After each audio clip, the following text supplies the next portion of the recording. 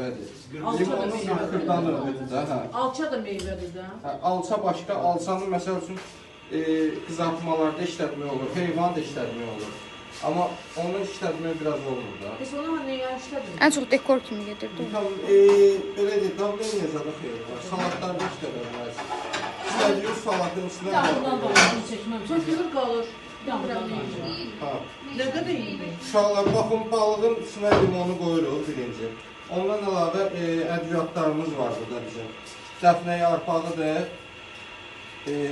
rozmarindir, bir də fresh kimya olur. Bunların hamısından içinə əlavə edilir ki, aromat versin. Portaqal da qoyuruq. Limonu qoyandan sonra portaqaldan qoyuruq dilimlərindən. Üstündən təzədən limon qoyuruq ki, dadı çıxsın balığa.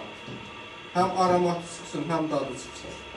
Bu formada balıqları yığırıq uşaqlar. Boş qəbul yapırıq.